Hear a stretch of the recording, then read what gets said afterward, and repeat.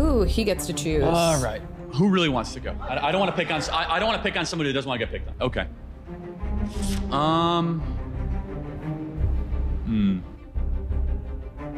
You want to debate? Wait, what is the topic? Whatever you want. So you're the affirmative, I'm the negative. Well, it's actually very that she gets to pick whatever topic she wants. That's crazy. You know how many things you would have to be ready for if you're Charlie? If one person can just pick whatever they want, that's crazy. We're good with 10 minutes. I don't want to put you in a spot you don't want to be in. No, let's do it. That's fun. You sure? Okay.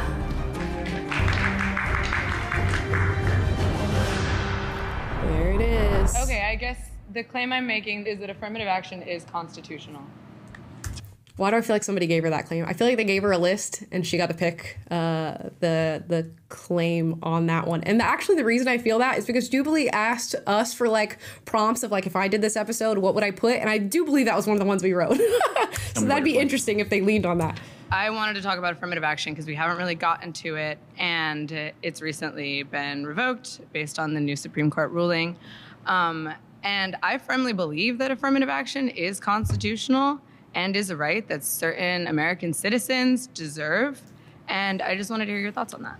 Well, the 14th Amendment allows for equal protection regardless of race, and it's a colorblind amendment. And the whole idea of affirmative action is to try to give people extra boost based on their skin color or their racial background, which by definition cuts underneath the idea of equal protection. Okay.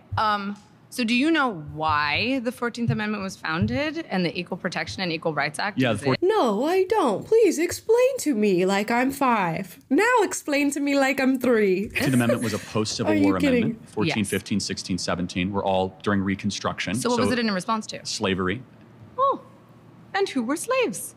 Well, that's an important point. So do you think affirmative action will help heal the multi-generational problems of slavery? I do. I really do. Okay. Because, so let's just talk about the history for a second. Slavery begins in the early 1800s. Earlier. No, Slavery? 1816 is the beginning of slavery. 1619. Oh, yeah, I guess it would be. Okay, first slaves come in 1619. I'm not even going to do the obvious of what I could do there. Honest mistake, we'll call that. Doesn't end until 1800s. 1880s. Then we go into Jim Crow laws starting in 1877, and black people are not given equal rights until She's setting herself up for failure because I already know what the argument's going to be in relation to this, and it's a winning argument. I'm sorry. officially 1965. Would you agree with that? That's generally the correct telling. Yeah, so, 1960s, 1970s. But just so we're clear that Black Americans were able to serve in office in the early 1900s. They were able to vote throughout the 1900s. But yes, there were poll taxes, there was Jim Crow laws, there was segregation. Of course there was. I mean, you have to be delusional not to acknowledge those things. Okay, so we can acknowledge all of those things. Can we also acknowledge, due to the laws under Jim Crow, that black people were significantly hindered from economic advancement? This is a really important question. The data shows not really. It was evil, it was terrible, but Black Americans are poorer today in 2024 than they were in the 1950s. Yes, why do you think that is? Good question. So we have the Civil Rights Act, we have more benefits, more government programs. Something changed between the 1950s and 2024. So there's two Yeah, it's really, why do you think that is? Because you're talking about this history of oppression that has led to where we are now, but why were people functioning better under the history of oppression that you are citing? answer to this question. Either America got more racist since 1950s to 2024, so like that 70-year period, because Black Americans are worse off today per capita Yeah, than I would they agree were. with this. You agree with that? Okay, good. Yeah.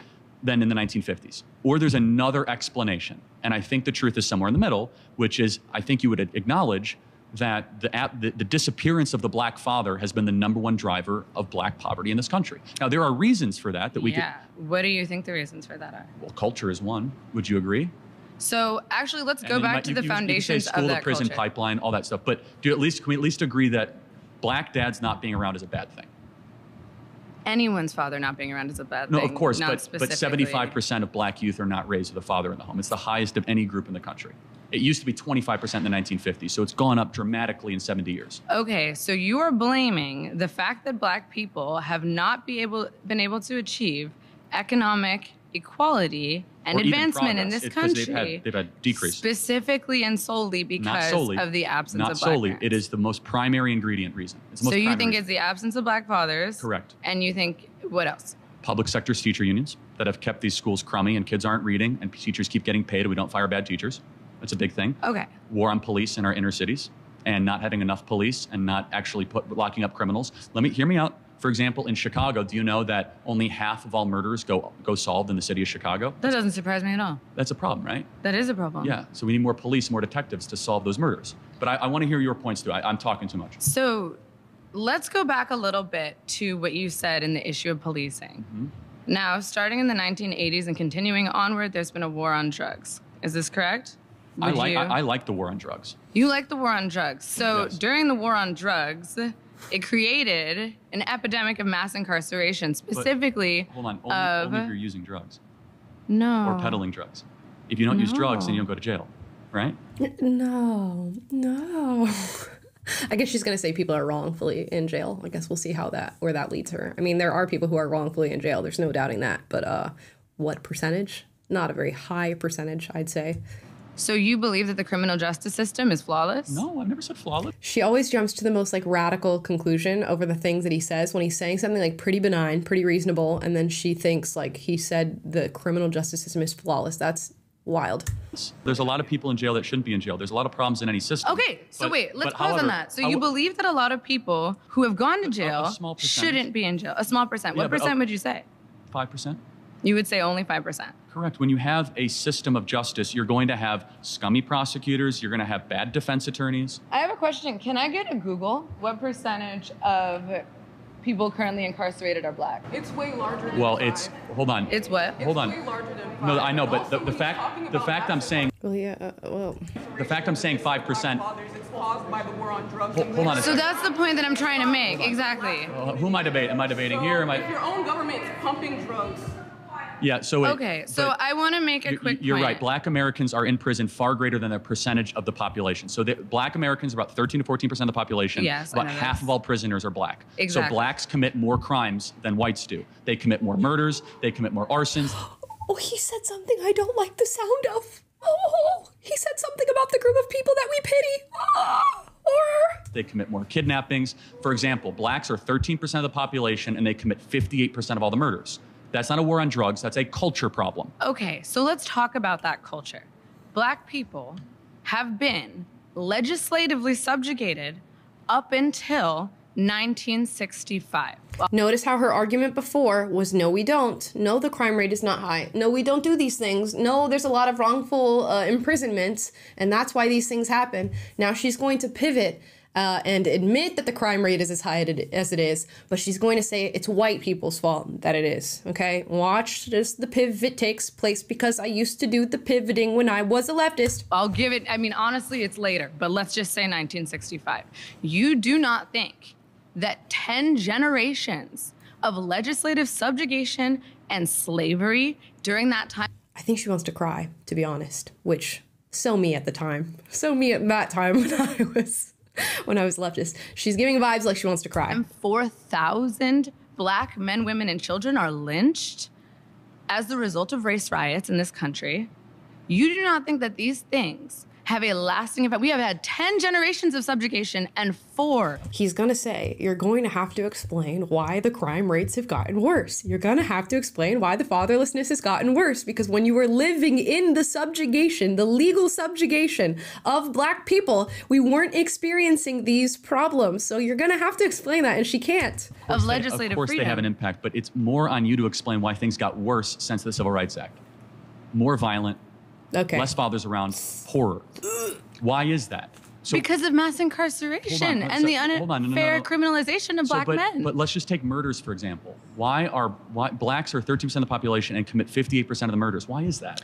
Because people in affluent and whiter neighborhoods are not being policed at the same rate. There are murders. more Murders. police. I'm talking about dead bodies. There's no, we're not talking about policing, we're talking about murders. Why are so many blacks committing murders outside of their population? Okay, let's take it back to some history. I'm curious Let's for an answer to that question. I'm going to give you one. So let's go to redlining. Okay, redlining. Redlining Yes. is why so many blacks are killing each other? No, let me finish my claim. Okay. And then you can respond. Is that okay?